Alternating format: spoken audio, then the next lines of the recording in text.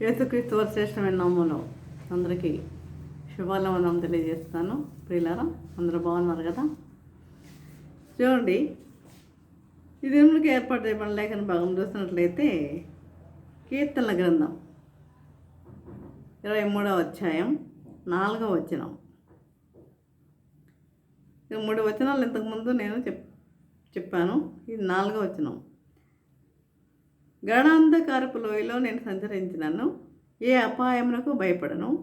నీవు నాకు తోడై ఉందువు. నీ దుడ్డు కర్రయు నీ దండమును నన్ను ఆదరించును. ప్రార్థన చేసుకుందాం. పరిశుద్ధ ప్రేమగల తండ్రి, నీ పరిశుద్ధ పాలన దేవా ప్రభా తండ్రి, దొరకనైన ప్రభా, మమ్మల్ని సజీవులుగా వచ్చిన విధానం పడినైనా మీకు తెలియజేసుకుంటున్నాము దేవా. ఇదిగో తండ్రి, మేము వాక్యం ధ్యానించుకుంటుండగా మీరు మాతో ఉండి నడిపించమని మా ప్రభు బ్రతమాలుగా వేడుకుంటున్నాం తండ్రి. ఆమె గాఢాంధకారపు లోయలో నేను సంచరించినను, ఏ అపాయమునకు భయపడను. నీవు నాకు తోడై ఉండువు. నీ దుడ్డు కర్రయు నీ దండమును నన్ను ఆదరించును. ఎవరండి రాస్తుంది? దావీదు. గాఢాంధకారపు లోయ అంటే అది మన పరీక్షను సూచిస్తుంది. మన పరీక్షను సూచిస్తుందని గ్రహించాలి. కాపరి తన మందను వివిధ స్థలాల గుండా నడిపించుకుంటూ వెళ్తాడు కదా. వివిధ స్థలాల గుండా నడిపించుకుంటూ వెళ్తాడు కాపరి. అయితే ఆ మార్గంలో ఏముంటాయి? ఆ మార్గంలో కొండలు, గుట్టలు, లోయలు ఇవన్నీ ఉంటాయి. ఈ లోయలు వంటి ప్రాంతాలు ఏవైనా తగలవచ్చు. అంటే అప్పుడప్పుడు గొర్రెలు కొన్ని అపాయకరమైన పరిస్థితులు గుండా కూడా వెళ్ళవచ్చు. ఒక్కోసారి మరి ఈ యొక్క క్రూర మృగాలు కూడా వాటిపై దాడి చేయవచ్చు కదా. గొర్రెల మీద దాడి చేయవచ్చు. అది కూడా వాటికి ఒక పరీక్ష సమయమే. ఈరోజు నీవు కూడా అటువంటి పరీక్షల గుండా వెళ్తున్నావేమో. నీవు కూడా అటువంటి పరీక్షలు గుండా వెళ్తున్నావేమో. అయితే భయపడకు అంటున్నాడు. అయితే భయపడకు.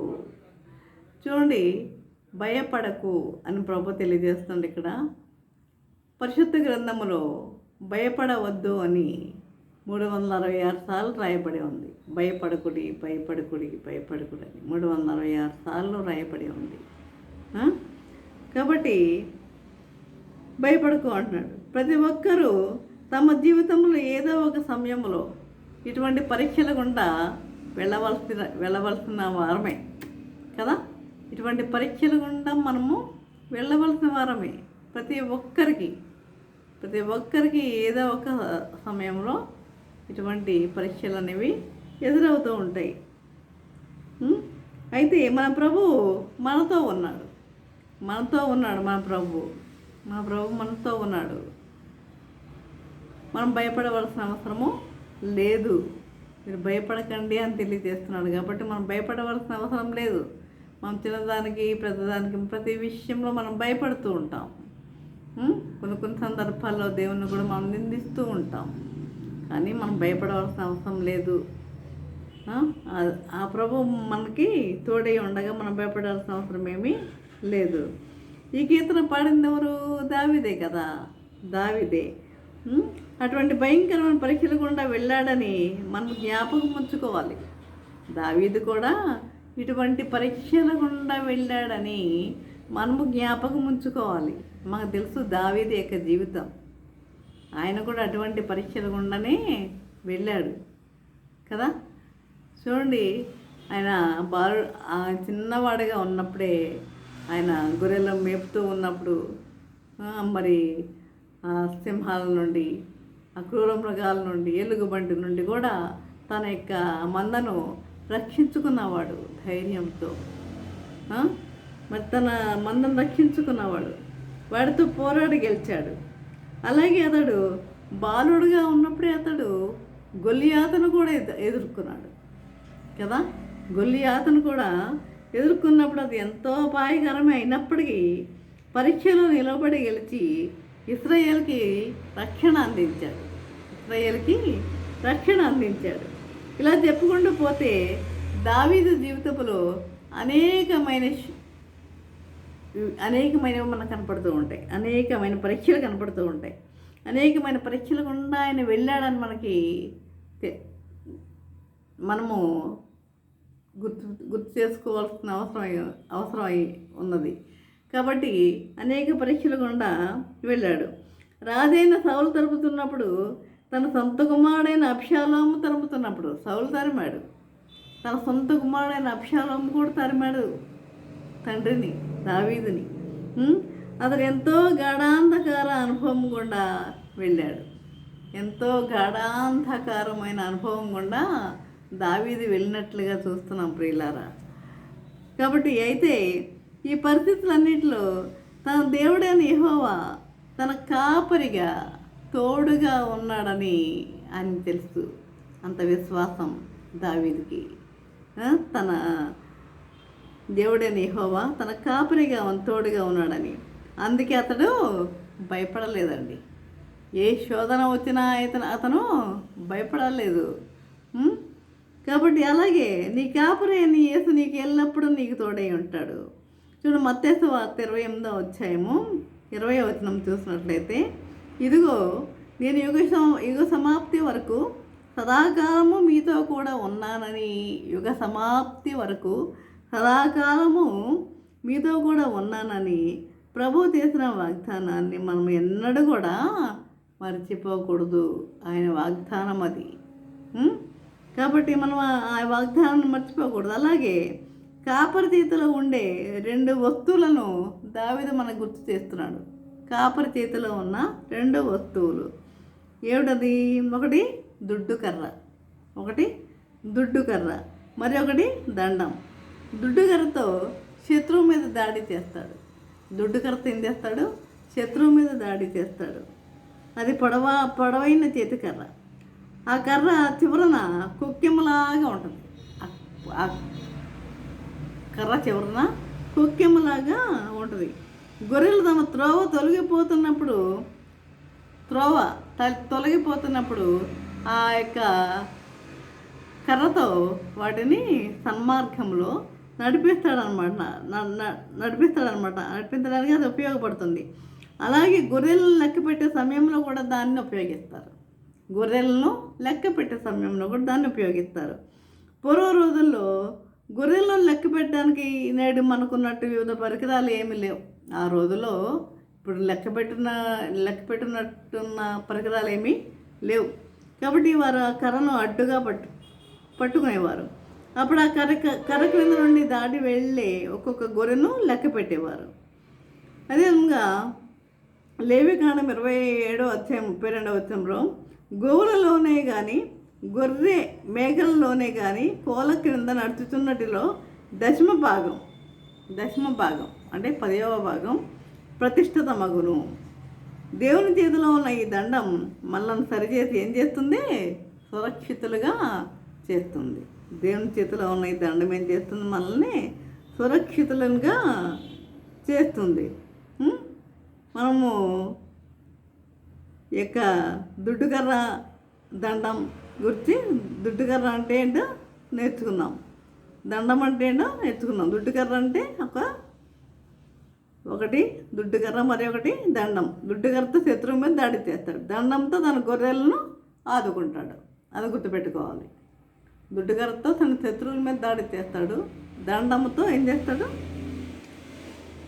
దండంతో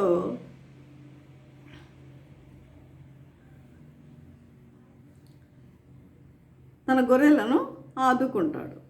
ఇది ఇంకొకటి చెప్పి నేను ముగిస్తాను. చూడండి, 23వ అధ్యాయం, అదే అధ్యాయము 5వ వచనంలో, నా శత్రువుల ఎదుట నీవు నాకు భోజనము సిద్ధపరచుదువు, నూనెతో నా తల అంటి ఉన్నావు, నా గిన్నె నిండి పొర్లుచున్నది. శత్రువుల ఎదుట భోజనం అనేది దేవుని నుండి కలిగే ఘనతకు సూచనగా ఉన్నది. శత్రువుల ముందు భోజనం అనేది ఘనతకు సూచనగా ఉన్నది. ఇది దేవుని నుండి కలిగే ఆశీర్వాదం అని కూడా చెప్పవచ్చు. విశ్వాసులైన వారికి ఈ మాట ఎంతో నిరీక్షణను అనుగ్రహిస్తుంది. నేడు ఈ లోకములో మనము మన కాపరిని వెంబడించడం బట్టి కొంతకాలం అణచివేతకు, అవమానమునకు గురి అవ్వచ్చు. ఎవరిని? మన కాపరిని మనం వెంబడించేటప్పుడు కొంతకాలము అవమానానికి గురి అవ్వచ్చు, అణచివేతకు గురి అవ్వచ్చు. కానీ ఎల్లప్పుడూ ఏ పరిస్థితులు ఉంటాయని మనం అనుకోవద్దు. ఎల్లప్పుడూ ఏ పరిస్థితులు మనకి ఉండవు. దేవుడు వీటిని చేస్తాడు, తారుమారు చేయగలడు. ఈ పరిస్థితులను తారుమారు చేస్తాడు. మన తల ఎత్తుతాడు. కాబట్టి మన ప్రభువుని బట్టి మనం ఏం చేయాలి? ధైర్యం తెచ్చుకునే వారిగా ఉండాలి. మన ప్రభువుని బట్టి మనం ధైర్యం తెచ్చుకునే వారిగా ఉండాలి. ఈ లోకంలో ధైర్యంగా మనం జీవించేవారిగా ఉండాలి. అలాగే నూనెతో తల అంటి ఉంట అనేది పవిత్రపరచబడట, ప్రతిష్ఠితం చేయబట్ట అనే వాటికి సూచనగా ఉన్నది. పవిత్రపరచబడట. తూర్పు దేశాల వారు తమ ఇంటికి అతిథిగా వచ్చినప్పుడు వారిని ఆహ్వానిస్తూ నూనెతో వారి తల అంటుతారు. తూర్పు దేశాల వారు అతిథిగా వచ్చిన వారి తల ఏం చేస్తారు? నూనెతో అంటుతారు. ఇది మనము లోకాసు వార్త 7వ అధ్యాయం 46వ వచనంలో చూస్తాం. చూడండి, నీవు నూనెతో నా తల అంటలేదు కానీ ఈమె నా పాదములకు అత్తరు పూసెను అని తన ఇంటికి ఆహ్వానించిన వారితో ప్రభు అన్నారు. ఇక్కడ పాపాత్మురాలైన స్త్రీ విషయంలో మనం చూస్తాం. నీవు నూనెతో నా తల అంటలేదు కానీ ఈమె నా పాదములకు అత్తరు పూసెనని తన ఇంటికి ఆహ్వానించిన వారితో ప్రభు అన్నారు. కాబట్టి గురిపోతు కొమ్ము వల్ల నీవు నా కొమ్ము పైకెత్తితివి, కృత తైలంతో నేను అడ్డపడితేని. కాపరి తన గొర్రెల తలను నూనెతో అంటడానికి, తన గొర్రెల తలను నూనెతో అంటడానికి రెండు కారణాలు ఉన్నాయి. ఏంటంటే, మొదటిగా ఆ నూనెను బట్టి ఆ గొర్రెల మీద ఉన్న కీటకాలు ఇవన్నీ కూడా పోతాయన్నమాట. కీటకాలు, పురుగులు అవన్నీ కూడా వాలకుండా ఉంటాయి. ఆ నూనెను బట్టి ఈ కీటకాలు, పురుగులు అనేవి వాటి మీద వాలకుండా మరియు వాటి రక్తంను పీల్చకుండా ఉంటాయి. అందుకని కాపరి ఏం చేస్తాడు? గొర్రెలకి నూనె అంటుతాడనమాట. అదే రెండవదిగా ఆ గొర్రెలకు కలిగిన చిన్న చిన్న గాయాలు, అవి ఆ కొండల మీద, గుట్టల మీద, లోయల మీద వెళ్తూ ఉన్నప్పుడు చిన్న చిన్న గాయాలు తగులుతూ ఉంటాయి కదా. అలాంటప్పుడు రెండవదిగా గొర్రెలకు కలిగే చిన్న చిన్న గాయాలు స్వస్థత పొందడానికి నూనె అంటుతారు. అదే గుండె చేతన వారిని ఆయన చూడండి, కీర్తనలు 147వ అధ్యాయం 3వ వచనంలో గుండె చెదరని వారిని ఆయన బాగు చేయవాడు, వారి గాయమును కట్టువాడు. అలాగే గిన్నె నిండి పొర్లుట అనేది దేనికి సూచనగా ఉన్నది? సమృద్ధికి సూచనగా ఉన్నది ప్రియులారా. కాబట్టి ఇంకా కీర్తనలు 23:6 చూసినట్లయితే, నేను బ్రతుకు దినములన్నీ కృపాక్షేమములే నా వెంట వచ్చును, చిరకాలము యెహోవా మందిరంలో నేను నివాసము చేసేదను అంటున్నాడు. చిరకాలము యెహోవా మందిరంలో నేను నివాసము చేస్తాను అంటున్నాడు. దేవుడు చెప్పిన మాట తప్పకుండా నిత్యముగా జరుగుతుందని ఈ వచనము, ఈ వాగ్దానముగా చెప్పబడుతుంది. చూడండి, నువ్వు బయటకు వెళ్ళినప్పుడు దీవించబడతావు, లోపలికి వచ్చినప్పుడు కూడా నువ్వు దీవించబడతావు, ఆశీర్వదించబడతావు అని బైబిల్ సెలవిస్తుంది. అయితే ఈ వాగ్దానం నెరవేరాలంటే మనము ఏం చేయాలి? దేవుని మాటకి విధేయత చూపాలి. అందరూ బయటకు వెళ్ళినప్పుడు, లోపలికి వచ్చినప్పుడు ఆశీర్వదించబడరు. ఎప్పుడు దేవునికి విధేయతగా ఉన్నప్పుడు మాత్రమేనండి. దేవునికి విధేయతగా ఉన్నప్పుడు మాత్రమే, ఆయన ఎందు భయభక్తులు కలిగి జీవించినప్పుడు మాత్రమే, నీతి, న్యాయము, యథార్థత కలిగి జీవించినప్పుడు మాత్రమే నువ్వు లోపలికి వచ్చినప్పుడు, వెలుపలికి వెళ్ళినప్పుడు నువ్వు ఆశీర్వదించబడతావు. అది గుర్తుపెట్టుకోవాలి. వాగ్దానం చూసి ఇది నాకు దొరుకుతుందిలే అని అనుకోవద్దు. కాబట్టి విధేయత చూపి నడుచుకోవాలి. అలాగే చిరకాలం యెహోవా మందిరంలో అనే మాట మన కాపరి మనకి ఇచ్చే భద్రతకు సూచనగా ఉంది. చిరకాలము అంటే 1-2 రోజులు కాదు కదా. చిరకాలము అంటే ఏంటి? 1-2 రోజుల కాదు కదా. అయితే అది మన నిత్య భద్రతకు హామీగా చెప్పబడిన మాటను గ్రహించాలి. నా దాగు చోటు నీవే. కీర్తనలు 32:7లో శ్రమలో నుండి నీవు నన్ను రక్షించెదవు. విమోచన గానములతో నీవు నన్ను ఆవరించెదవు.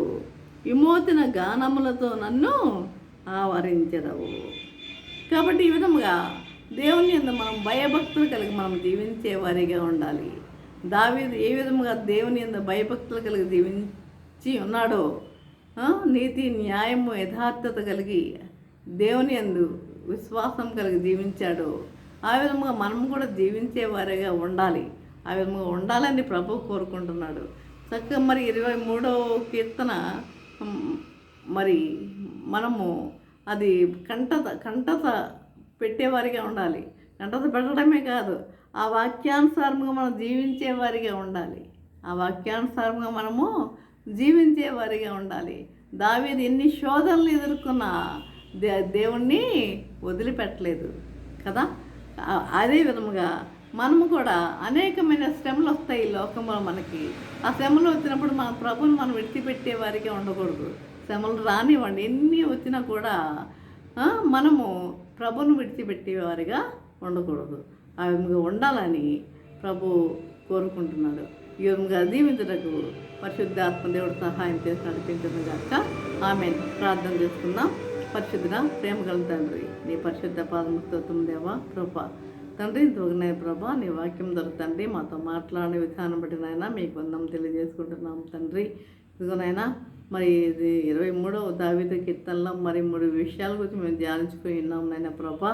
నాయన ఆ విధంగా నా తండ్రి మేము జీవించక కృప చూపండి నాయన ప్రభా.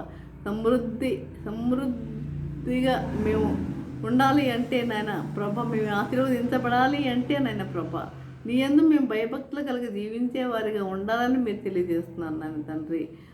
ఆ విధంగా మేము మరి భయభక్తులు కలిగి జీవించేవారిగా, నీతి న్యాయం యథార్థత కలిగి మేము జీవించేవారిగా ఉంటగా నీకు అనుగ్రహించమని నజరేయుడే నేసిన మృతమాలు వినమ్మగా వేడుకొంచున్నాము తండ్రి. ఆమెన్. తండ్రి అయిన దేవుని ప్రేమయు, కుమారుడైన యేసుక్రీస్తు కృపయు, పరిశుద్ధాత్మక అన్యోన్య సహవాసము సకల దీవెనలు సదాకాలము ప్రభా. తండ్రి ఎంతమంది అయితే ప్రభా వాక్యముని 40 ఒక్కరికి తోడు నిలిచడం గాక. ఆమెన్. ఆమెన్. ఆమెన్.